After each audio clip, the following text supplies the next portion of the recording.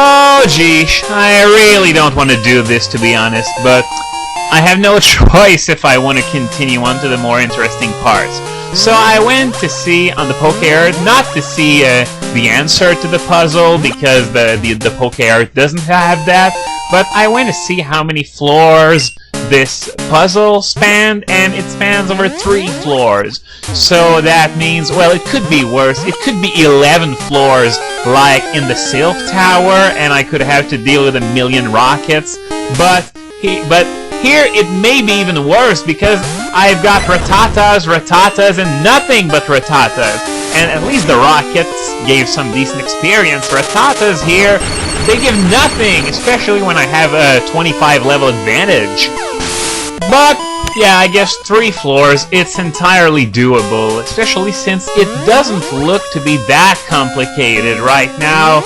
I'm backtracking all the way to the first teleporter, and oh yeah, the next part was over there, and at least there are some good items in there to keep my interest up a bit.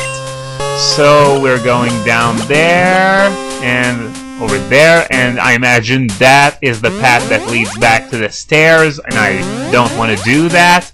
Oh, and there's an item here, an HP up. Not bad, but I would like to find some stairs that go up sometimes. But one thing that I feared about this puzzle was that on top of the teleporters there would be ramp puzzles as tough as the one on the 5th floor. Maybe it wasn't so tough as much as I simply sucked at it, but yeah, at least the ramps follow simple paths instead of, you know, being sort of all over the place. There's one to go forward, one to go back, and that's it. Oh, and we got a full restore here! Thank goodness I noticed that the path was going on after, you know, that indentation, and... Oh, is that salvation? Yes! Victory is mine! So now we've got who doesn't even have its own music, unlike the legendary dogs, but that was changed in Hard Gold and Soul Silver. Lugia has its own music, and so does who. Okay, the pack is over there. So, Master Ball. And that is obviously not going to be a long, drawn-out battle. Not that it usually is when it comes to me and legendaries so far in this LP series, but this one's going to be even shorter than usual because I can afford to use the Master Ball on this thing.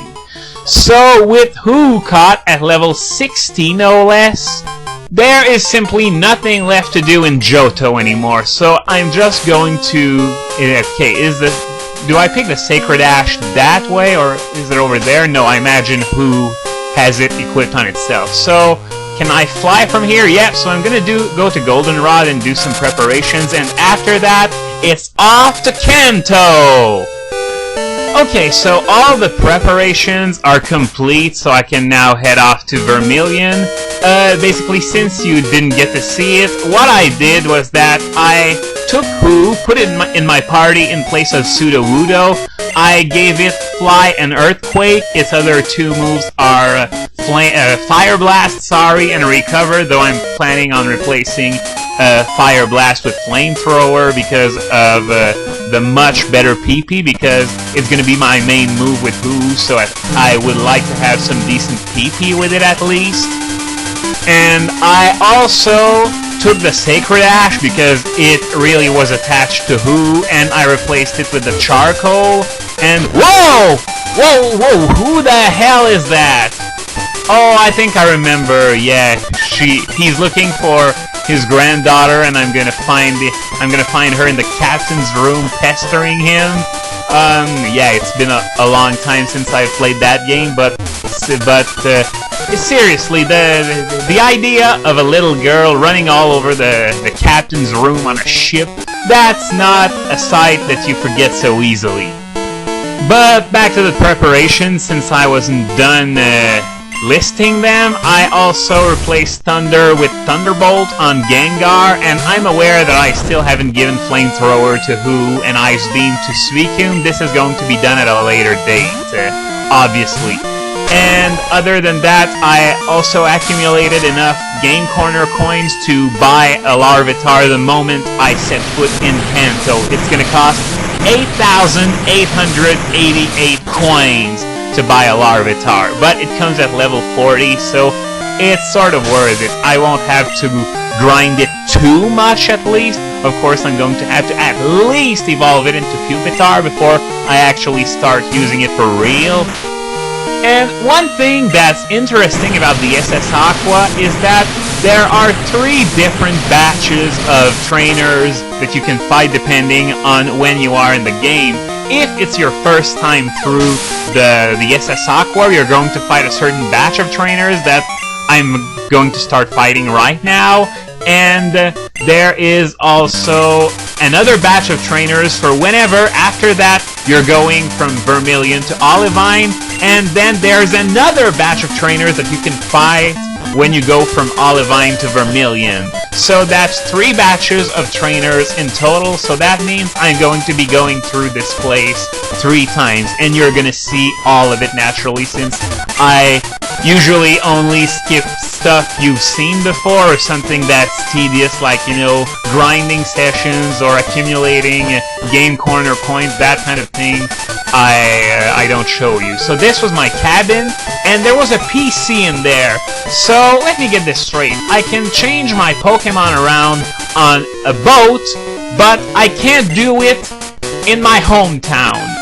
What the hell were they thinking? Idiots! Idiots! Idiots! And you also saw a bed in there, and I can take a nap in there and my Pokemon will heal themselves. But I always thought this was sketchy, you know? At some points in the game you can take a nap on a bed and it will heal your Pokemon. How does that work? You are the one sleeping, not your Pokemon. The trainer should be the one who recovers, but there's nothing to indicate that the trainer is tired or not, or you get the idea. So how does me taking a nap heal my Pokemon? I can understand that machine in the Pokemon centers, but beds? Seriously? I know that's an RPG fixture, you know, sleeping at an inn most often for a price. But in your typical RPG, your characters are the one doing the fighting, not here. Well, that's it for now, but I always thought that was a bit ridiculous, you know, how it worked. But moving on to another subject, let's all point and laugh at the people who bought Ranch for the sole purpose of getting Mew. Because now there's going to be another way of obtaining it, and it's going to be through Wi-Fi Mystery Gift, that's right! For those of you lucky enough to have the Japanese copy of Hard Gold or Soul Silver, you'll be able to download a Mew through Mystery Gift from November 11 to November 23. And the event will also apply to Diamond, Pearl, and Platinum, but later on this winter. I think I don't remember the dates, but it's in January and February. I wonder if it's gonna be only for Japan, or if it's going to include the rest of the world as well. But somehow, something tells me that it's going to be Japan only for now, at least. Because in North America, and probably Europe as well, we still haven't had that Jirachi event. So how about giving us that Jirachi before thinking about making new events? Please, please, pretty please? Well, okay, I'm gonna cut this for now, take a break, save the video, and I'll be right back.